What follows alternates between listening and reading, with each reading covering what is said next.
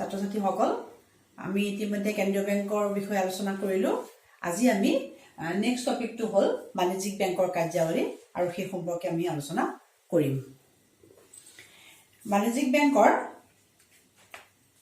মুঠ কাৰ্য চাৰিটা এক নম্বৰ হল সঞ্চয় গ্ৰহণ দুই নম্বৰ হল ঋণ মুদ্ৰাৰ দুই নম্বৰ হল ঋণৰ যোগান তিন নম্বৰটো হল ঋণ মুদ্ৰাৰ সৃষ্টি আৰু চাৰি নম্বৰটো হল অন্যান্য কাৰ্য প্ৰথমটো হল সঞ্চয় গ্ৰহণ মই ইয়াৰ আগতে কৈছিলে বেংকে দুটা প্ৰধান কাম কৰে এটা হল সঞ্চয় গ্ৰহণ আৰু আনটো হল ঋণ দান প্ৰথমটো হল সঞ্চয় গ্ৰহণ বাণিজ্যিক বেংকে তিনি প্ৰকাৰে সঞ্চয়টো গ্ৰহণ কৰে প্ৰথমটো হল চলিত আমানত এটো ইংৰাজীত কোৱা হয় কাৰেন্ট ডিপোজিট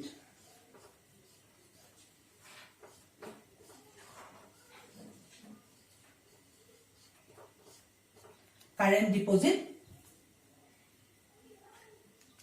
অৰ্থাৎ চলিত জমা এই জমাটোত এই নিয়মত টকা সঞ্চয় কৰিলে জমাকাৰীয়ে নিজৰ ইচ্ছা অনুসৰি টকা জমা থব পাৰে আৰু যেতিয়াই মন যায় তেতিয়াই টকা উইথড্ৰ কৰিব বা উঠাই আনিব পাৰে আৰু পইচা তেওঁ সঞ্চয় কৰা টকা তেওঁ লবৰ সময়ত উইথড্ৰ কৰিব সময়ত বেংকক আগতীয়াকৈ কোনো ধৰণৰ জাননী দিব নালাগে গতিকে এইটো হল কাৰেন্ট ডিপোজিট আৰু এইটো একাউণ্টত পইচা জমা থলে এই সিস্টেমটোত পইচা জমা থলে তেওঁ বেংকে কোনো ধৰণৰ সুদ প্ৰদান নকৰে এইটো হল এক নম্বৰ দুই নম্বৰটো হল স্থিৰ আমানত এটো ইংৰাজীত কোৱা হয় ফিক্সড ডিপোজিট আসলে এটো একাউণ্ট বুলিহে ক'ব লাগে ফিক্সড একাউণ্ট বা ফিক্সড ডিপোজিট একাউণ্ট বুলি ক'ব পাৰি একাউণ্ট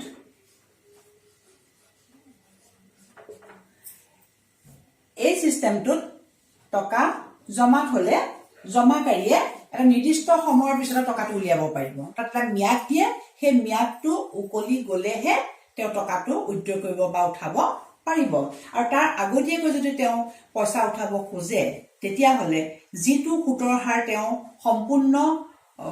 সম্পূৰ্ণ ম্যাদটো সম্পূৰ্ণ হলে যিটো সুদ পালেহেঁতেন আধাতে উঠাই আনিলে তেওঁ সেইটো সুদ প্ৰদান কৰা নহয় আৰু আগতীয়াকৈ পইচাটো উইথড্ৰ কৰিব খুজিলে জমাকাৰীজনে বেংকক আগতীয়াকৈ জাননী দিব লাগে জনাই ল'ব লাগে তিন নম্বৰটো হল সঞ্চয় আমানত সেইটো ইংৰাজীত কোৱা হয় সেভিংস ডিপোজিট সেভিংস একাউণ্ট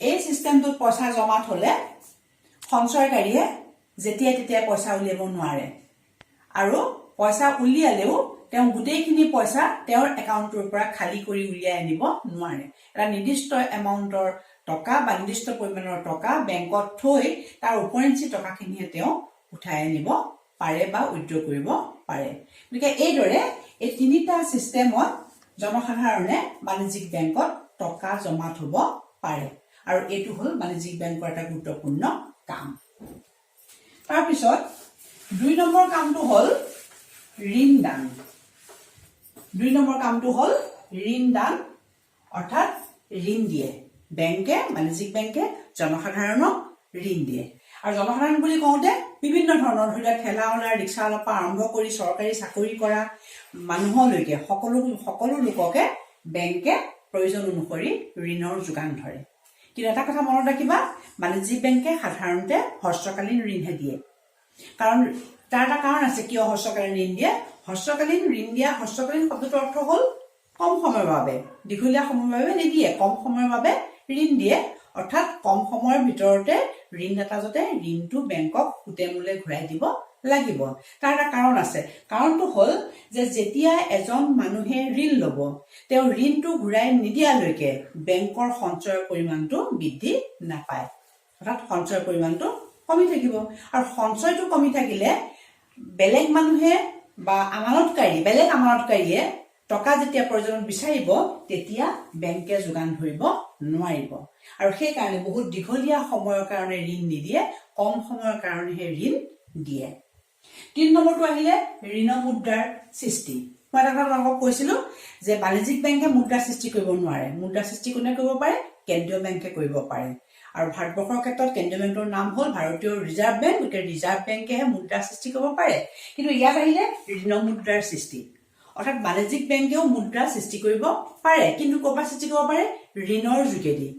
মানুহৰ জমাৰ ওপৰত ভিত্তি কৰি ঋণৰ যোগেদি বাণিজ্যিক বেংকে মুদ্ৰা সৃষ্টি কৰিব পাৰে। আৰু ঋণ মুদ্ৰা সৃষ্টি কৰাৰ এটা প্ৰচেছ আছে বা প্ৰক্ৰিয়া আছে। সেই প্ৰক্ৰিয়াটোৰ বিষয়ে মই বুজাই দিছো। প্ৰক্ৰিয়াটোৰ মতে হ'ল যে আমি জানো যে বাণিজ্যিক বেংকত জনসাধাৰণে টকা জমা থয়। কিন্তু মানুহে যে টকা জমা থয়, সেই জমা থোৱা টকাখিনি বেংকে কোনোবা এটা বাকচত বা কোনোবা এটা ঠাইত জমা কৰি থৈ নিদিয়ে। মানুহে যিখিনি টকা জমা থয়, সেই জমা টকাখিনিকে বাণিজ্যিক বেংকে পুনৰ আন মানুহক কি কৰে? ধাৰলৈ দিয়ে। দি তেনেকৈ সেই জমা থোৱা টকাখিনিকে বেলেগক ধাৰলৈ দি আকৌ সেইখিনি বেলেগক ধাৰলৈ দি এনেকৈ ঋণ দি সেই ঋণৰ পৰাই বেংকে কি কৰে? টকাৰ পৰিমাণটো বৃদ্ধি কৰি গৈ থাকে। আৰু সেইটোকে কোৱা হয় credit creation system of commercial bank. বাণিজ্যিক বেংকৰ ঋণগত মুদ্ৰা সৃষ্টি কৰাৰ পদ্ধতি। গতিকে কেনেকে কৰে?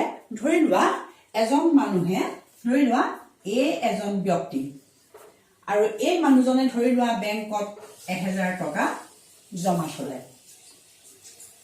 1000 টকা জমা থোৱাৰ পাছত বাণিজ্যিক বেংকে এই গোটেই টকাখিনি বেলেগ মানুহক ধাৰলৈ নিদিয়ে। ইয়াৰে 20%, সাপোজ 20% টকা, 20% কি কৰিব? বাণিজ্যিক বেংকে জমা থব। জমা থোৱাৰ কাৰণটো হ'ল যে যদি মানুহজনে পুনৰ টকাটো বিচাৰে, কিবা কাৰণে বিচাৰে, তেতিয়া তেওঁক দিব পৰাকৈ 20% ৰাখি বাকীখিনি কি কৰিব? বেলেগ মানুহক ধাৰলৈ দিব। 20% ৰখাৰ লগে লগে কি হৈ যাব? 200 টকা থাকিলে, বাকী থাকিলে কিমান? 800 টকা। 800 টকা কি কৰিব? বি ব্যক্তিজনক কি কৰিব? ধাৰলৈ দিব। তেতিয়া এই 1000 টকাটো হ'বগৈ কি? নিষ্ক্ৰিয় আমানত, আৰু এইটো হ'বগৈ সক্ৰিয় আমানত। তাৰপিছত এই 800 টকাৰে আকৌ 20% ৰাখিব। 20% ৰাখিব, ৰাখি 20% ৰখাৰ লগে কিমান হ'ব? 640 টকা।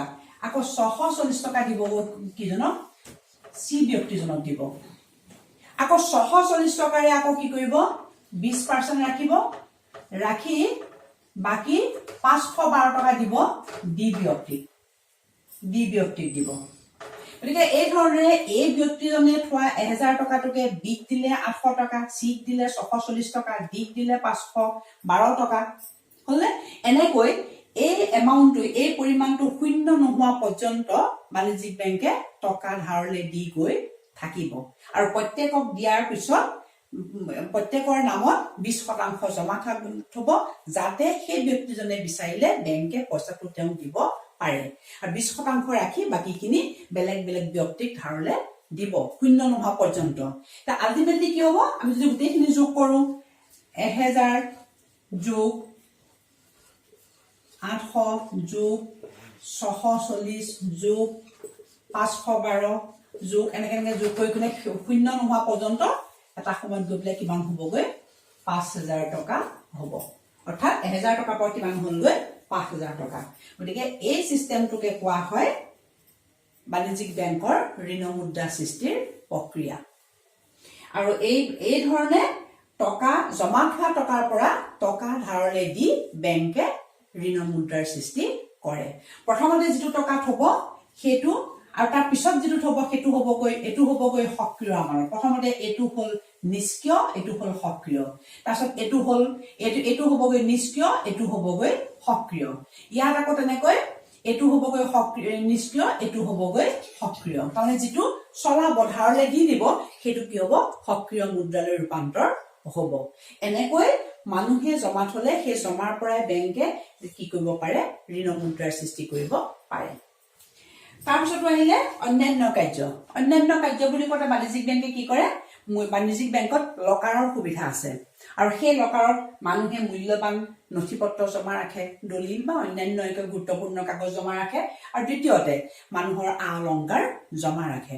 কিন্তু এই অলংকাৰ জমা বা নথি পত্ৰ জমা ৰখাৰ নামত বেংকে এটা নিৰ্দিষ্ট এমাউণ্টৰ পইচা জমাকাৰীজনৰ পৰা লয় গতিকে এইকেইটাই হ'ল বাণিজ্যিক বেংকৰ কাৰ্যাৱলী কেন্দ্ৰীয় বেংকৰ কাৰ্যাৱলীতকৈ বাণিজ্যিক বেংকৰ কাৰ্যাৱলীবোৰ সমূহ মনত ৰাখিবলৈ সুবিধা খালি তোমালোকে এনেকৈ পইণ্টছ কৰি লিখিবা আৰু এইকেইটা অলপ অলপ এক্সপ্লেইন কৰি দিবা যে চলিত আমানতটো যেতিয়া তেতিয়া উলিয়াব পাৰে আৰু ইয়াত সুত নিদিয়ে কথা দুটাই আৰু এইটোত হ'ল কি যেতিয়া তেতিয়া উলিয়াব নোৱাৰে নিৰ্দিষ্ট ম্যাদ থাকে আৰু ম্যাদৰ অন্ত হলেহে উলিয়াব পাৰিব আৰু আগতীয়াকৈ বেংকক জনাব লাগিব আৰু আগতীয়াকৈ উলিয়াবলগীয়া হলে কিন্তু বেংকে দিবলগীয়া সুতৰ পৰিমাণটো হ্ৰাস কৰা হয় আৰু সঞ্চয় আমানতত টকা উলিয়াব পাৰে কিন্তু গোটেইখিনি টকা খালি কৰি জমাকাৰীজনে উলিয়াব নোৱাৰে এটা নিৰ্দিষ্ট পৰিমাণৰ পইচা ৰাখিহে বাকীখিনিহে তেওঁ উলিয়াই আনিব পাৰে তাৰপিছতে হ'ল ঋণৰ যোগান তাৰপিছতে হ'ল ঋণ মুদ্ৰাৰ সৃষ্টি আৰু তাৰপিছতে হ'ল অন্যান্য কাৰ্য এই দুটা এইকেইটাই হ'ল বাণিজ্যিক বেংকৰ কাৰ্য ইয়াৰ পিছৰ বেংকটো হ'ল ভাৰতীয় ঔদ্যোগিক উন্নয়ন বেংক এই পিছৰ যিকেইটা বেংক আছে সেইকেইটাৰ বিষয়ে তোমালোকে পাঠ্যপুথিত উল্লেখ আছে আৰু কোনো জটিল বিশেষ পদ্ধতি নাই গতিকে তোমালোকে দুটা কথা মনত ৰাখিব লাগিব এটা হ'ল বেংকটো কেতিয়া স্থাপন হৈছিলে আৰু বেংকটোৰ কাৰ্যাৱলী কি কি প্ৰথম কথাটো হ'ল এই বেংকটো স্থাপন হৈছিলে 1964 চনত 1964 আৰু এই বেংকটোক ইংৰাজীত কোৱা হয় IDBI আৰু এটা কথা মনত ৰাখিবা কিন্তু ভাৰতীয় ঔদ্যোগিক উন্নয়ন বেংক এইটোক ইংৰাজীত কোৱা হয় IDBI এইটো কিন্তু সম্পূৰ্ণ নাম লিখিবলৈ আহে পৰীক্ষাত IDBI সম্পূৰ্ণ নাম লিখা তোমাকে ইংৰাজীত নিলিখিলেও হ'ব অসমীয়াত লিখিলেও হ'ব ভাৰতীয় ঔদ্যোগিক উন্নয়ন বেংক আৰু ইংৰাজীত কোৱা হয় industrial development bank of India ইংৰাজীত নিলিখিলেও হ'ব ইণ্ডাষ্ট্ৰিয়েল ডেভেলপমেণ্ট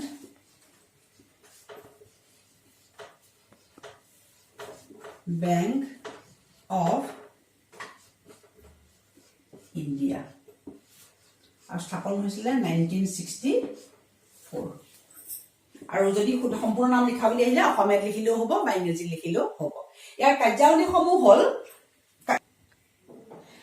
এই বেংকটোৰ কাৰ্যাৱলীসমূহ হ'ল ইয়াৰ নামটোতে সোমাই আছে যে ঔদ্যোগিক উন্নয়নৰ কাৰণে এই বেংকটোৱে অৰ্থনৈতিক সাহায্য আগবঢ়ায় ইয়াৰ কাৰ্যাৱলীসমূহ তোমালোকৰ পাঠ্যপুথিতে আছে সেইখিনি মনত ৰাখিলেই হ'ব আৰু বিশেষ বুজিবলগীয়া কথা নাই প্ৰথমটো হ'ল যে এই বেংকে ঔদ্যোগিক উন্নয়নলৈ ঋণ আগবঢ়ায় মানে উদ্যোগবিলাকৰ উন্নয়নৰ কাৰণে অৰ্থ সাহায্য আগবঢ়ায় দুই নম্বৰটো হ'ল পিছপৰা অঞ্চলসমূহত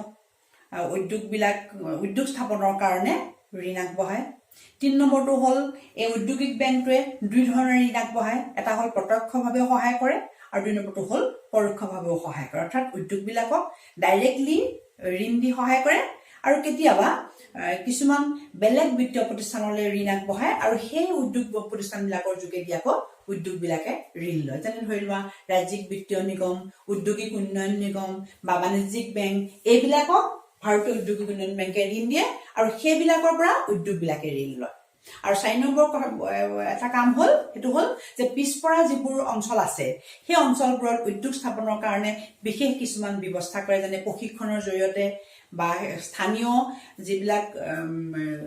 যিবিলাক সামগ্ৰী কি কয় ৰ মেটেৰিয়েলছ কেঁচা সামগ্ৰী সেই কেঁচা সামগ্ৰীবোৰ ব্যৱহাৰ কৰি যাতে পিছপৰা অঞ্চলসমূহত যাতে উদ্যোগ গঢ়ি উঠিব পাৰে তাৰ কাৰণে কি কৰে অৰ্থনৈতিক সাহায্য আগবঢ়ায় ৰেহাই হাৰত সুদ দি মানে অৰ্থাৎ সুদৰ হাৰটো কম সুদৰ হাৰত ঋণ আগবঢ়াই পিছপৰা অঞ্চলবিলাকৰ ঔদ্যোগিক উন্নয়ন সাধন কৰিবলৈ এই বেংকটোৱে চেষ্টা কৰে গতিকে এই বেংকটোৰ কাৰ্যাৱলীখিনি পাঠ্যপুথিত আছে তিনিটা কথা পঢ়িব লাগিব এটা হ'ল ভাৰতীয় ঔদ্যোগিক উন্নয়ন বেংকটোৰ ইংৰাজী নামটো হ'ল IDBI সম্পূৰ্ণ নামটো কেতিয়া স্থাপন হৈছিলে আৰু ইয়াৰ কাৰ্যাৱলী কেইটা এইকেইটা পঢ়িলে এই বেংকটোৰ বিষয়ে পঢ়া হৈ যাব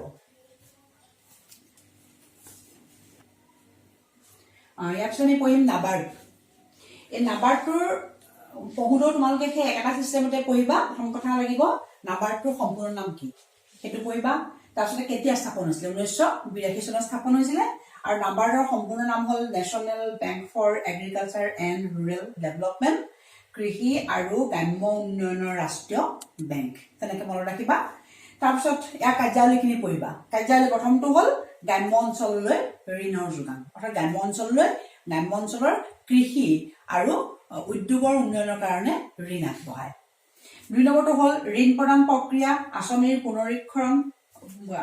পুনৰীক্ষণ পৰ্যালোচনা অৰ্থাৎ কি পদ্ধতিত ঋণ দিব আঁচনিবিলাকৰ পুনৰীক্ষণ আঁচনিবিলাকৰ কাৰ্যকৰী হৈছে নে নাই হোৱা আৰু সেইবিলাকৰ পৰ্যালোচনা কৰাটো হ'ল নাবাৰ্ডৰ আন এটা কাম অৰ্থাৎ উদ্যোগবিলাকৰ উন্নয়নৰ কাৰণে বা কৃষি উন্নয়নৰ কাৰণে যিখিনি ঋণৰ প্ৰয়োজন সেইখিনি ঋণ আগবঢ়োৱাৰ উপৰিও সেই কৃষি আৰু উদ্যোগৰ কাৰণে গ্ৰহণ কৰা আঁচনিবিলাকৰ কাৰ্যকৰী হৈছে নাই সেই সম্পৰ্কে কি কৰে নাবাৰ্ডে পৰ্যালোচনা কৰে 3 নম্বৰটো হ'ল নাবাৰ্ডে আকৌ কি কৰে চৰকাৰক ভাৰত চৰকাৰ ৰাজ্য চৰকাৰ আৰু ৰিজাৰ্ভ বেংকৰ মাজত এটা সম্পৰ্ক কি কৰে এটা যেটো সম্বন্ধ সেই সম্বন্ধটোৰ বিষয়ে আলোচনা কৰে মানে তিনিটাৰ ভিতৰত কি কৰে সমন্বয় ৰক্ষা কৰাটো কাম হ'ল নাবাৰ্ড অৰ্থাৎ নাবাৰ্ডৰ কেনেকুৱা কৰে নাবাৰ্ডে ধৰি লোৱা কি কয় ৰাজ্য চৰকাৰ আৰু ভাৰত চৰকাৰ ৰাজ্যবিলাকৰ কৃষি উন্নয়নৰ কাৰণে উদ্যোগিক উন্নয়নৰ কাৰণে কি কৰে ঋণ আগবঢ়ায়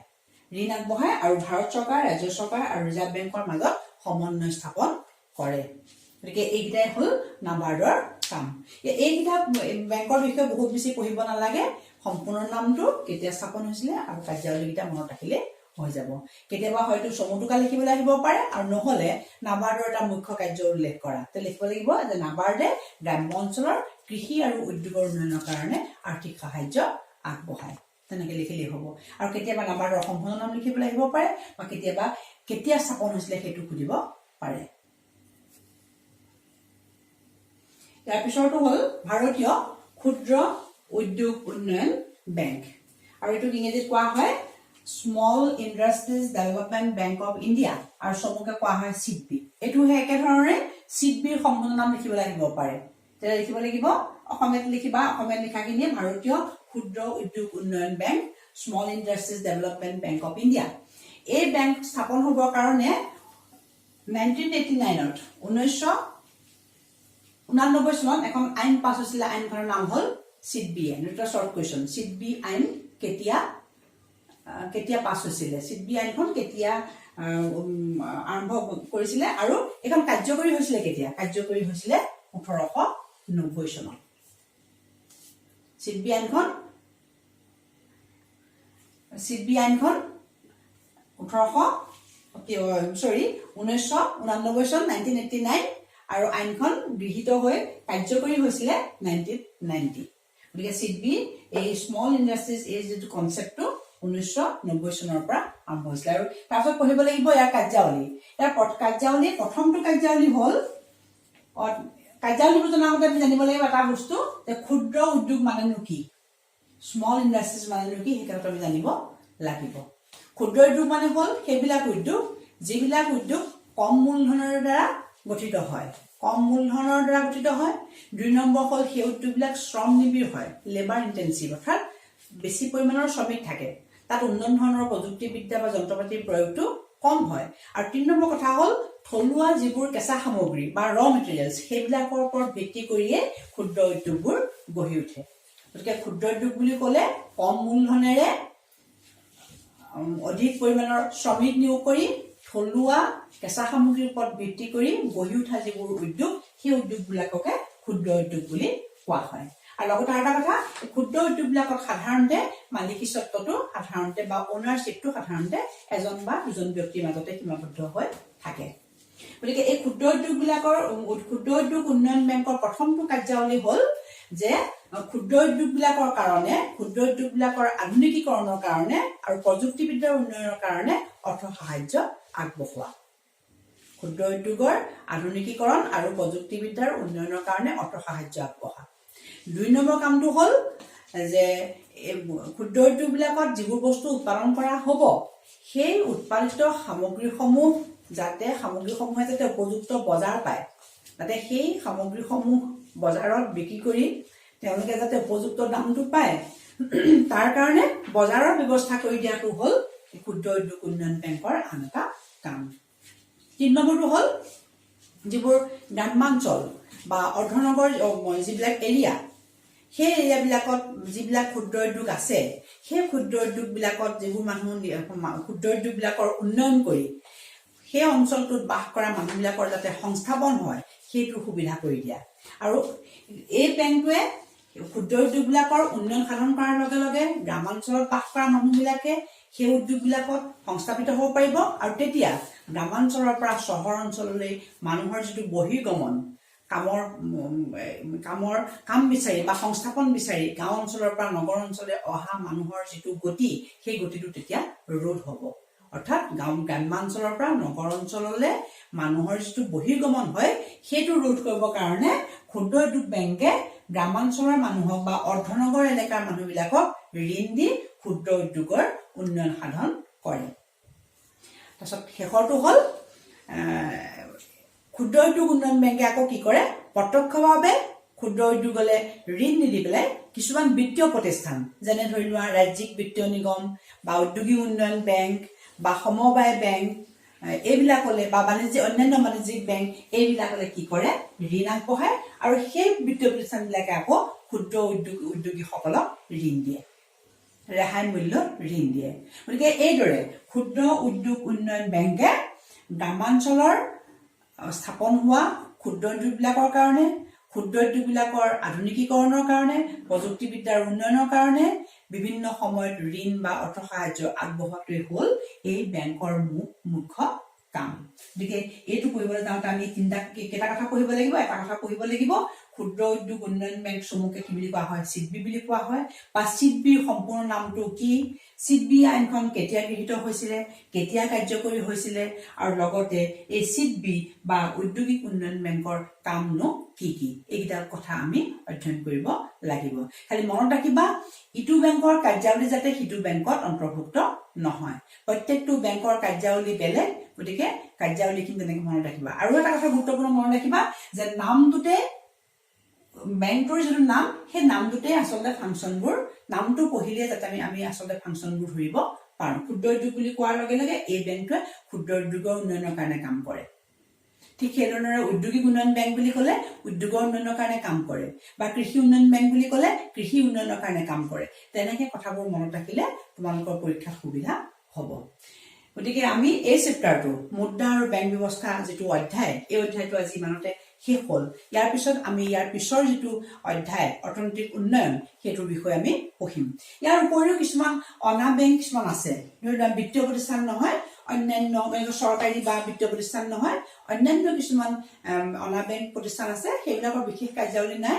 আৰু সেইখিনি কথা এনেকেই মনত ৰাখিব লাগিব যে বেংকৰ বাহিৰেও কিন্তু অন্যান্য কিছুমান বিত্তীয় প্ৰতিষ্ঠান আছে যিবিলাকে বেংকৰ নিচিনাকৈ সঞ্চয় গ্ৰহণ বা ঋণ দান এনেকুৱা কাৰ্যবোৰো সেইবিলাক বেংকে কৰে।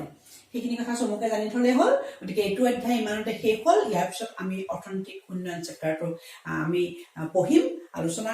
তোমালোকে যেতিয়া হায়াৰ ছেকেণ্ডেৰী পঢ়িবা তেতিয়াও কিন্তু সেই চেপ্টাৰটো বহুত কথা তোমালোকৰ প্ৰয়োজন হ'ব। অকল ইকনমিক্স বুলিয়ে নহয়, ছচিয়লজিটো সেই কথাবিলাক কিছুমান কথা লাগিব। গতিকে সেই অহা সপ্তাহৰ পৰা আমি এইটো চেপ্টাৰ আৰম্ভ কৰিম। লগতে এটা কথা কওঁ, তোমালোকে ভিডিঅ'টো চাবা, চাই তোমালোকে কি কৰিবা, ছাবস্ক্ৰাইব কৰিবা। আৰু লগতে তোমালোকে কিবা বুজা নাই নেকি সেইটো তোমালোকে কমেণ্ট দিলে মই ভাল পাম।